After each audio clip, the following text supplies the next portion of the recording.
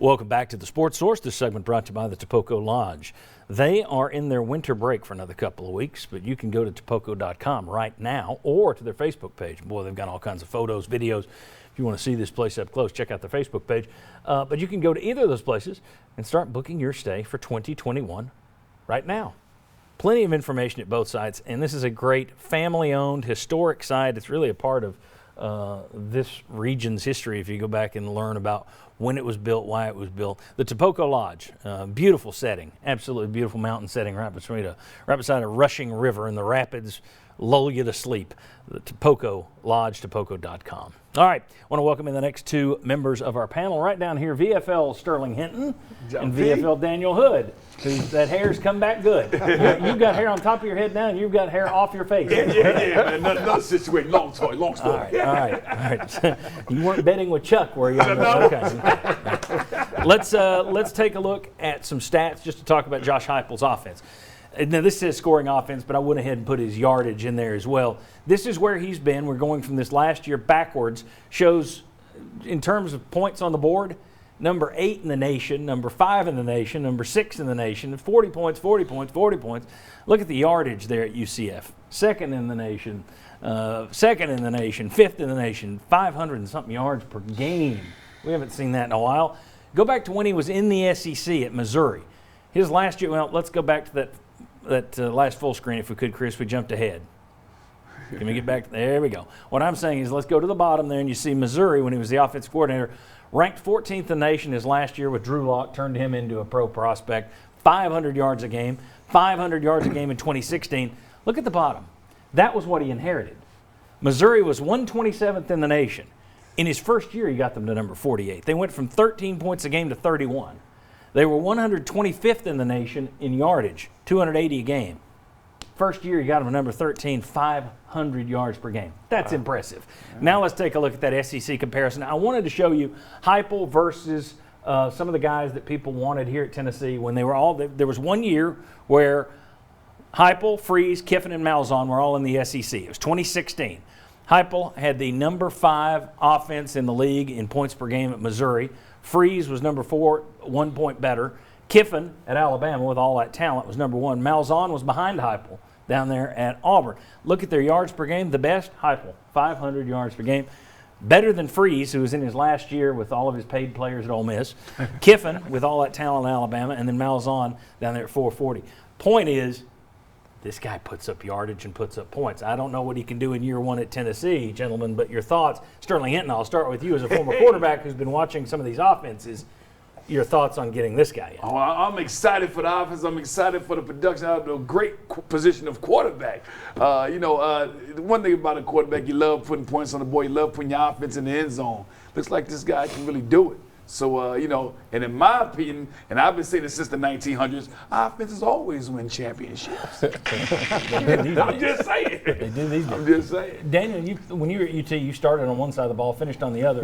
Mm-hmm. Your thoughts on what you're seeing there from both perspectives, offensive and defensive? Absolutely love it. The number one thing that I love about this hire is that it taps into what high school kids and middle school kids are doing now. You've lost 10 years of really fandom from Tennessee not being good, but now you're putting in a system that's going to get 500 to 600 yards a game. It's crazy. It's absolutely crazy, and it takes into account the 7-on-7 system that's out there now. And I absolutely love that. That's a huge step going forward because Nick Saban said it. We all want to quote Nick Saban, said offense is the move of the future. Well, this is an offensive guy. And as a defensive lineman, same thing Will mentioned earlier, you got a great offense, you got a defensive line, you got a chance to play for championships nowadays. This is a guy, I mean, look, I'm not trying to sell it. I don't know if he can be a head coach at this level with this scrutiny. I have no clue, especially you throw sanctions on top of it and we don't know what the sanctions are going to be. I have no clue if he can do it. I'll just say this. If you're looking for a Kiffin or a Freeze, you got it minus the baggage. I mean, he doesn't have as long a track record, but he also doesn't bring in, as much baggage as Kiffin and Freeze would. So that's a positive. He also beat Kiffin head-to-head when they were at UCF and FAU. Beat him pretty good twice. Will, again, if you're looking for – I think there was just something sexy about Kiffin for some reason. Vol Twitter loves him and Freeze. But if you're looking at just their style, you're getting that style. Yeah, you are. I mean, you're getting a guy that puts up a lot of points that people kept talking about, a guy that can coach the quarterback, knowing how important that is, especially in this day and age. You've got a guy that can do that. I mean, and so looking at it, you found a guy in much that same mold of what people were looking for of we've got to have a guy that can put up points and put up yards. And they have found that. And they had to find that in a way that they couldn't go back to freeze. I mean, based on that press conference, there was no way you were ever had freeze on your top 10 list just because of what you just said. And by the way, you've got a court case coming up that wouldn't look really good if all of a sudden you hired that guy when that other lawyer brings up and goes, well, you talked this high game about violations and now you just hired this guy. It wouldn't work. So they had to find somebody with the skill set they thought they needed that didn't have the baggage that came with it. The one thing I wanted to add about him too that I think a lot of is getting overlooked, they're still averaging, if you take his career as a head coach, they're averaging over 2 turnovers a game, which is top 10 nationally. If you look at that, what's the number one stat? You know, when it talks about winning football games, comes to turnovers. Sterling, just having that idea, I mean, look, we could sit here and also run through his defensive stats. They're not great. They're not great. No. I mean, that's you're picking your poison this day and age of college football. And I think it's clear Danny White's picking on the right side. For right now, it's gone offense. Absolutely. Tony Elliott was your number 2 choice behind Franklin, apparently. That's another big offense guy. Sterling, just the selling point that Tennessee will, at least if nothing else right now, have the opportunity to tell high school kids, hey, look at this fun thing you get to come play with. In terms of landing quarterbacks and skill position players, I would think this would help Tennessee. Oh, without question, it help. I mean, from the offensive side, and you know, I'm sandwiched between 2 great DNs right now. But from the offensive side, we love scoring points. Guys in high school love scoring, love getting in that end zone. And the thing about getting in the end zone, you know, we're now putting points on the board. Maybe it puts pressure on other teams' offense where they have to perform versus have being out there relaxed and just being cool through the situation. There's other ways to apply pressure in a football game other than just hitting the quarterback. You hit the quarterback sometime when the other team's offense puts points on the board and gets him out of his comfort zone.